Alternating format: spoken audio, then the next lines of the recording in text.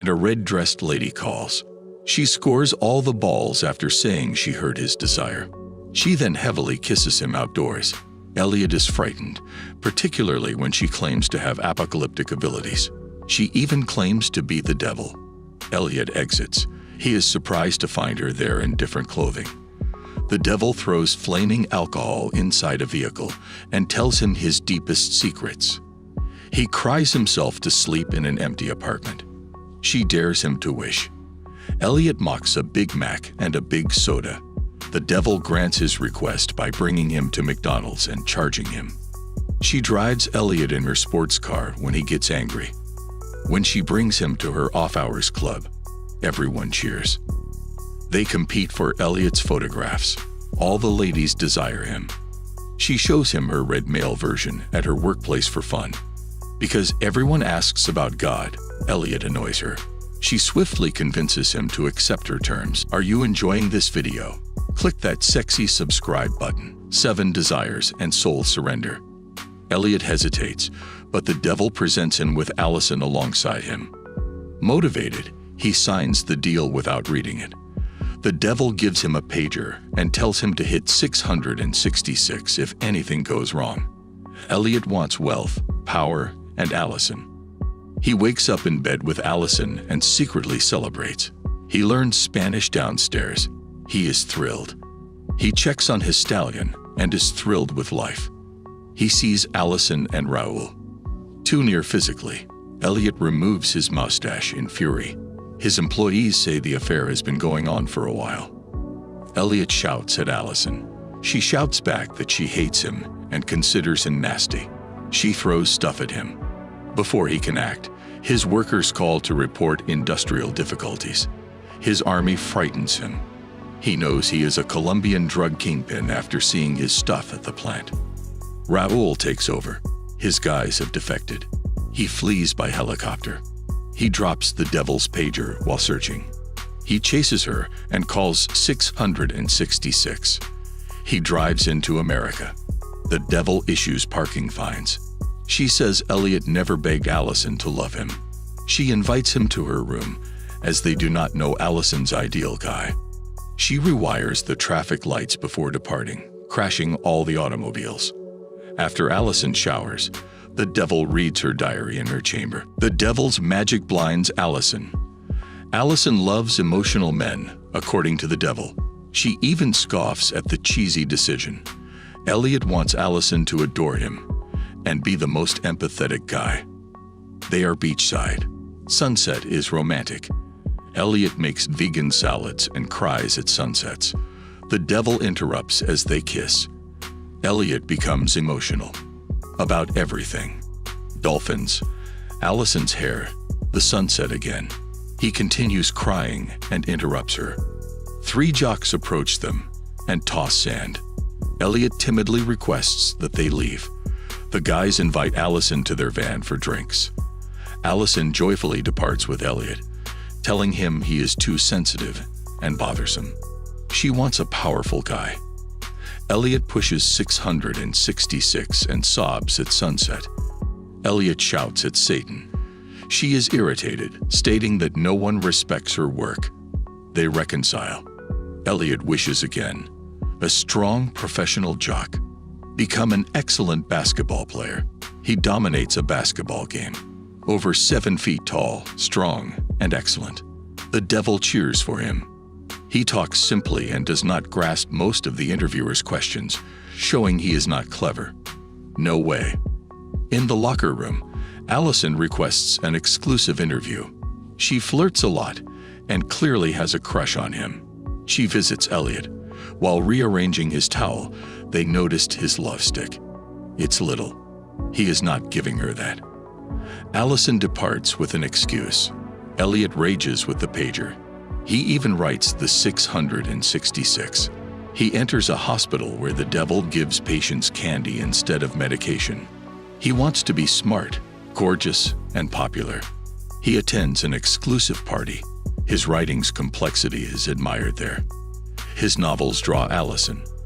They like conversing. He brings her to his apartment.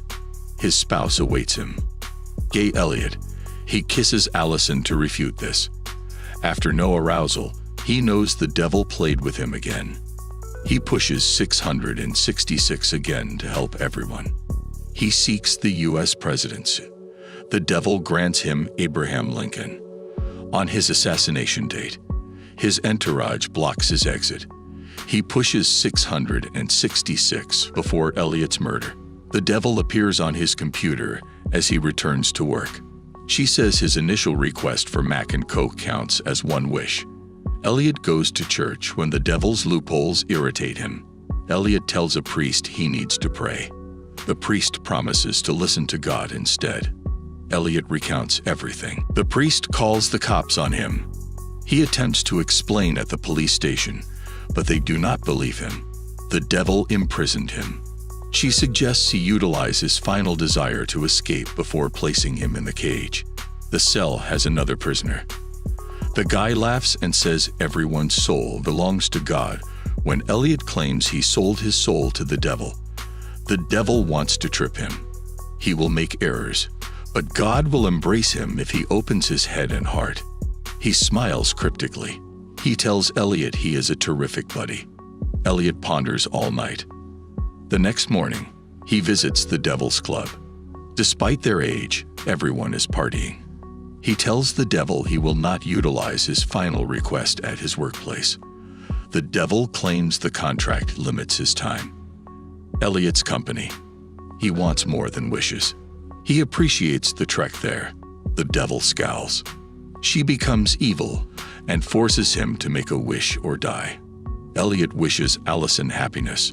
The devil grumbles and dumps him. Elliot awakens in a typical building. The devil assures him that one really selfless and kind request would invalidate the pact, saving his soul. That is because he did not read the contract. He rejoices. He asks the devil why she is so sweet to him. The devil says heaven and hell are on earth. He is everything. She appreciated his company and liked him. Elliot says she was his closest buddy. He returns to work and chats with Allison normally. He invites her out. Allison has a boyfriend and politely declines. Elliot maturely accepts the rejection. His office mates tease him. Elliot grabs and frightens one. They now respect him. He finds a new neighbor at home. She resembles Allison. She is Nicole. Elliot helps Nicole relocate. Dating follows. The devil and maybe God play chess while they relax. Expectedly, Satan cheats. Come and watch till the end. Friday nights, Jennifer is among the office's last. She emails her ex-boyfriend before heading to New York for Valentine's Day. She leaves the workplace with chocolates to avoid missing her flight. Both leave work at the same time, so they wait for the lift together. He meets Jennifer on the 42nd floor. Guy immediately begins chatting with her and making jokes. She responds but seems uninterested. Guy exhibits a wall painting when the elevator stops. Despite the lift's power, the keys and caution button do not operate. Guy tries opening the door but fails again. Jennifer has to find building security to avoid missing her flight. After 15 minutes, they shout for aid and beat on the door, but no one answers. She uncomfortably climbs onto his shoulders to examine the lift's top. She hit her hand, and he pushed her down. After an hour, Jennifer realizes she will not catch her flight and hates everyone and everything. After meeting, they resume the chat that the man began on the elevator. Jennifer feeds the boys chocolates for lack of food. Since they may be delayed in the elevator until Tuesday, she suggests saving their meals. 4 hours later, Jennifer needs to go to the restroom, but she feels ashamed. When she refuses, he offers to let her use her thermos. Close your eyes and cover your ears, she says. She goes to the restroom after Guy sings. She adds to the elevator wall artwork after returning. After playing, they discuss personal matters. Guy says he is too busy to be found. Jennifer maintains her identity. She tells him she wanted to surprise someone in New York, but he probably did not even want her to come. The man feels it is time to open the wine, so he offers it to her. They drink since they are not dead yet. A long time later, they are sketching each other to remain active and become closer. The guy admits that he had seen her before in the office building but did not tell her because he did not want to sound like a stalker and make her feel uncomfortable. He thought she would be hurt by it, but she laughs about it instead. When they are done, they show each other what they have drawn. His picture is more serious than hers, which is more playful. Funny Jennifer apologizes and takes a picture of the drawing, saying that if they all make it, she will use it as her profile picture. Since they are both hungry, she asks the guide to change the subject. He goes through a list of things, and she decides to talk about making love. She gets up, turns her camera on him, and asks him where he made love in the dirtiest place. He is shy, so she tells him her story to get him to open up. Jennifer tells him about her college library sex with an ex-boyfriend. He does not want to share his tale when it is his time since it is boring. Jennifer instructs him to invent one. A man tells about a lovely female who wants to hang around at work for lunch. He claims she took off her clothing as he drove after they became intoxicated. Guy acts awkward and uncomfortable again. He tells Jennifer that he got aroused and stopped. She accepts his apology for going too far. A man clumsily kisses her and takes off her clothing in the elevator as they make out. She flees when he says he may love her. Jennifer says she wants her ex-boyfriend back. She intended to surprise him in New York to mend things. Even though their meeting was enjoyable, Stu feels they should keep it casual since what she has with her ex is genuine. Jennifer reveals her feelings and her previous relationship. He believes they got along and that her ex does not deserve her. She becomes irritated because she still loves him and tells the man that they will simply go back to their separate lives when they get out of the elevator. Despite being imprisoned in a box together, the man begins crying because he feels alone. Jennifer notices his sudden transformation. Guy opens out to her. He misled her about his identity and job. He says he saw her every day at work. He exhibits Jennifer's security images of her writing the times and dates. He recorded her entering the elevator that night. Jennifer fears. He tells her he is the security guard at the key unlocks the elevator. Jennifer threatens to report him to the police. This disturbs him, so he grabs her. Jennifer breaks the elevator key. They struggle, and she knocks him out with her sneaker. Jennifer checks to see whether she murdered him. He leaps and knocks her down. Both sleep in the elevator. Jennifer awakens to see the guy awake. He tells her he did it to get her away from everything so they could converse on a human level. He says that the weekend they were stuck in the elevator was more than just a date. It was that Jennifer thinks he will not get away with it because someone will come to get them out of there. She finds out that the guy has taken all the shifts for that weekend and that the other two guards will not be there until Tuesday when the long weekend is over. Jennifer asks what he will do, and he says that he would rather kill her than go back to jail. He says that he never made her do anything against her will, but Jennifer says that he took her away. That makes him more and more angry. He urges Jennifer to assist him in climbing up there and promises to return for her. But Jennifer feels it would be simpler if he helped her because she does not have the strength. He worries she will call the police and not return. Jennifer gives him what he wants and gets him to assist her. She lifts him off the elevator.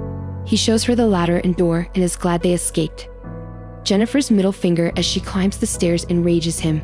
He escapes the elevator too. He ties two clothes together and tosses them over the elevator beam. Jennifer moves toward the door as he climbs. He advises her to go because she will die. Jennifer is at the door when he follows her. She shouts for rescue. He pulls her into the elevator. Both sleep. Jennifer wakes up first and sees the fire hoses. She starts a tiny fire after failing to set off the fire alarms with a cigar.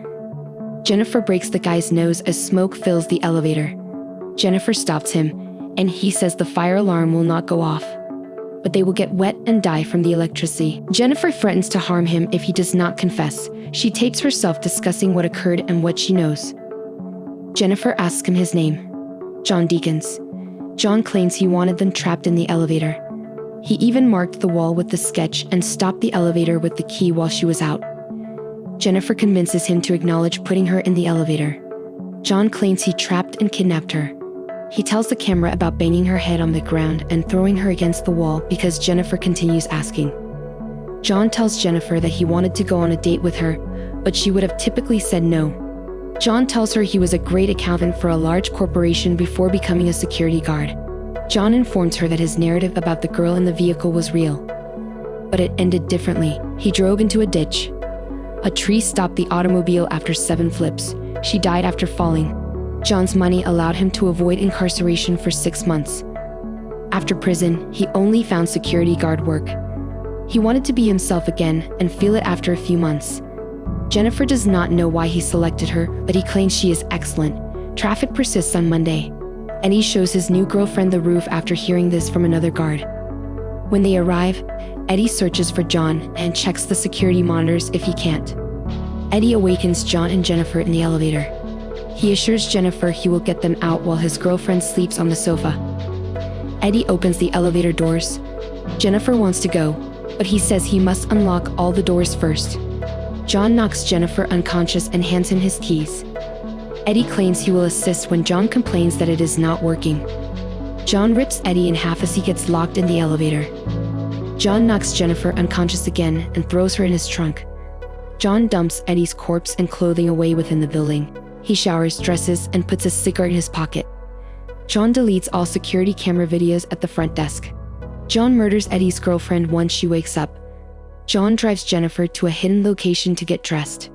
Fuel goes into a trash can. John tells Jennifer he still likes her and regrets they cannot be together. Opens trunk.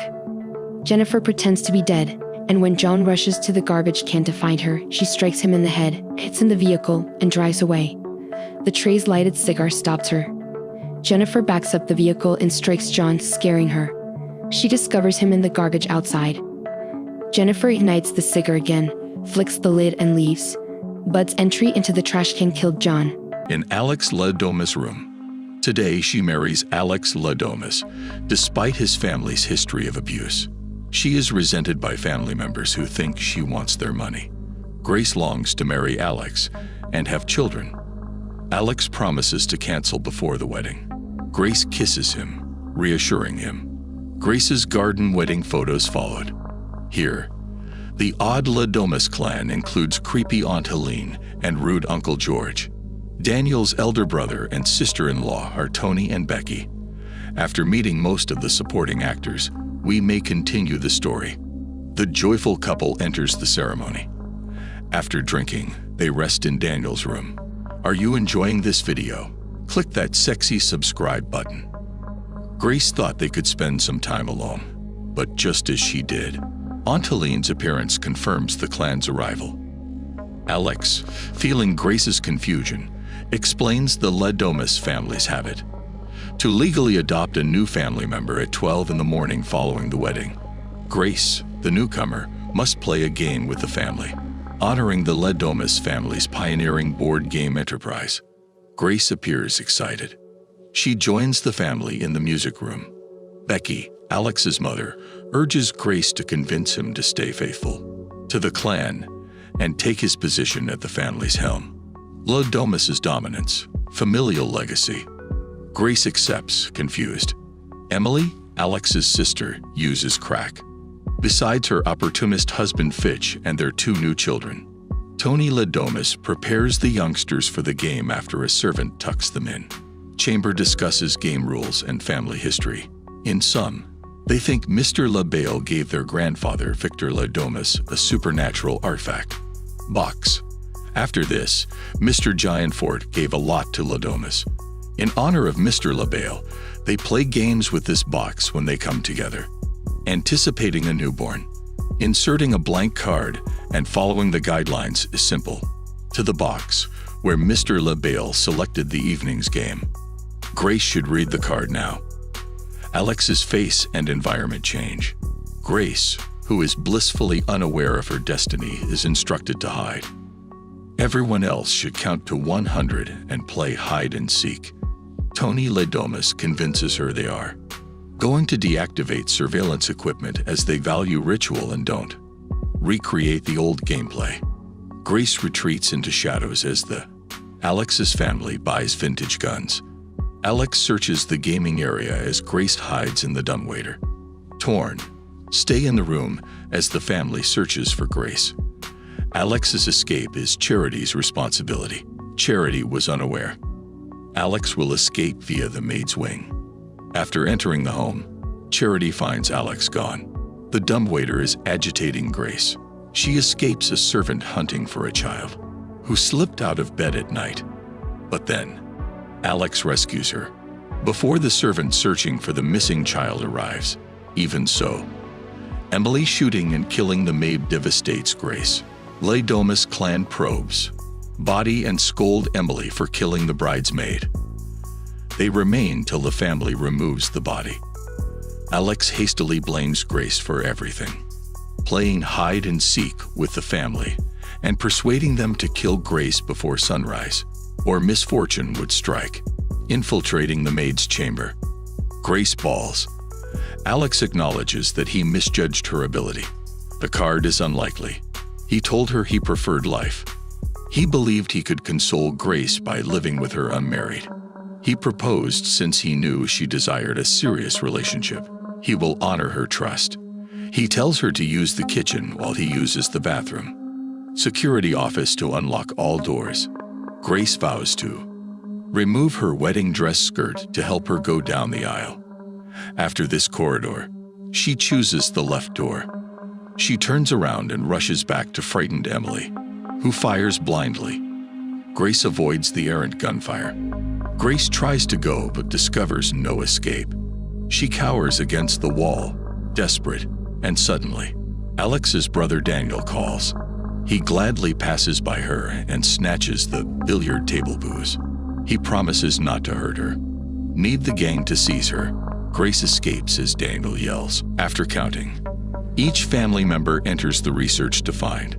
Naturally, Grace fled the premises. A maidservant surprises Emily, mistakenly kills her again. Helene Ladomas, exasperated, says that they only have murder Grace till dawn. Becky advises ditching the ritual to save time, using surveillance cameras. They agreed to split. Grace gets a firearm in the arcade. She awaits Alex's kitchen door opening. Grace disappears as the butler enters. Alex penetrated the control room and restarted the cameras. He cannot open the doors. Grace gingerly reloads the shotgun while concealed. As the maid serves tea, Alex unlocks locks using codes. Grace is behind the butler when he hears this, readying the shotgun. She fires, but nothing happens. Butler casually shares. The ammunition is for display only. The teapot strikes him. Tony Ladomas, Alex's father, knocks and bangs on the door. Alex attempts to sabotage the security camera's control panel. Tony rushes in to assault Alex, but Alex easily defeats him. After calming down, Alex begs Daniel to help Grace. Before Daniel responds, Grace anxiously searches the passageways for a hiding place. She finds a scared maid or butler in the dumbwaiter. The servant hurries forward and shouts Grace's whereabouts. The dumbwaiter button, killing the servant. Grace, run again. We find Alex still unconscious in his bedroom, handcuffed to the bed. Alex's Aunt Helene believes he will change. He can help his sweetheart after he discovers he is the future Ladomas leader. Grace listens from the window. She jumps, landing lightly in the woods. Are you enjoying this video? Click that sexy subscribe button. She sprints outside. If a spotlight is seen, she hides in a barn. Georgie, Emily's only child. Finally, Grace appears, but Grace knocks the youngster unconscious in her rage. The goat zaps her. Ditch out. Grace sees dead corpses. She hobbles up, gagging at the stink. As she nears the top, the ladder collapses. To grasp her injured hand, she touches a nail. Despite the pain, she climbs out of the ditch and walks. She removes her sleeve to bandage her hand. Charity shot her as she fled the barn but missed. She then tells the butler where Grace is. Grace approaches the barrier and sees a car coming. Screaming for help, she escapes. The car drives off as she departs. Grace runs into the woods as a car leaves the Ladomas driveway. Turns out, the butler immediately informs his employer of Grace's absence. Tony Ladomas and his family have realized they will all die unless Grace is killed before morning. Unlike his siblings, much to Dad's dismay, Daniel rejects such superstition. He enters and Tony suspects his son Daniel's loyalty following a fight. Alex Ladomas wakes up and struggles to unlock the door. Daniel and Emily remove the dead servants from the barn. In a talk with Daniel, Emily disagrees that the family deserves to perish. Grace has emerged from hiding and is rushing across a field. When the butler arrived, Grace must be brought in alive. He fights her outside the car. She suffocates him with a shredded shirt. She drives away. Grace calls 911 for police help while driving. The operator fulfills her request and informs her that the car is broken. Since her automobile was stolen, corporate regulations prohibit her from driving it. Suggests he must stop her driving. The car stops. Grace relaxes, finding comfort in the idea that 911 was called and police are coming. Even so, after waking up, the butler jabs Grace with sedatives, knocking her asleep. The butler wakes Grace while driving and video chatting with her family. Grace repeatedly hits him in the head, knocking him out and wrecking the car. She survives. Daniel approaches her after arriving, by shotgun. He wants to rescue her, but is too weak. Against his family, she strives to debunk the curse. Nobody died overnight. Daniel regrets knocking her unconscious. Tony appears. Tony had secretly followed Daniel here to see them. Daniel's loyalty test. Becky, Alex's mom, visits him in shackles. Stated she is convinced he will quit helping Grace and help the family. Alex says he would fight for Grace as long as she is nice. He is not crazy like his family. The family is preparing for Grace's ritualistic murder by LaBelle. Grace awakens constrained at the table as her family performs a satanic ritual. They share a chalice. Tony stabs Grace. What then? Daniel may have poisoned his family for Grace. He unbinds her and walks her away. Alex escapes the bedroom. Charity, Daniel's wife, stops them from fleeing in the halls. Someone points a firearm at them. Grace, knowing Daniel would keep her, Charity's neck shot kills him. Grace, furious, confronts. Charity knocks her out before checking on life-supporting Daniel. He releases her. After Grace keeps going, Tony Ladomas, the father, confronts her. She grabs a lamp, knocks him out, and throws it. Ground and fleeing. Alex searches for Grace but discovers his dying brother. He grieves as Daniel dies in his arms. Grace fights Becky, the mother, in the dining room. Grace murders her by beating her in the head. When Alex arrives, Alex reaches out to Grace, distressed. After her mother and brother died, Alex was enraged and changed her life. Sides, the family is preparing to redo the ritual. They were unaware that the bulb started the fire. Throughout the estate, Alex tries to stab Grace in the chest when they hold her on the dining room table. Grace swerves and escapes. She has a sunny window, signaling dawn and their end.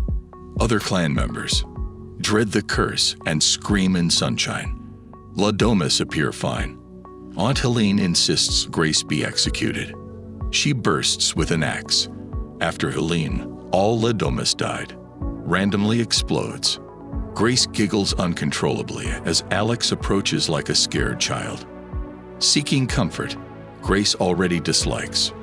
She wants a break from him. A blurry guy briefly emerges at the table. Mr. LaBelle. Bloody, dirty. Grace smokes on the porch after leaving the burning house. I do not know, she says when the cops arrive.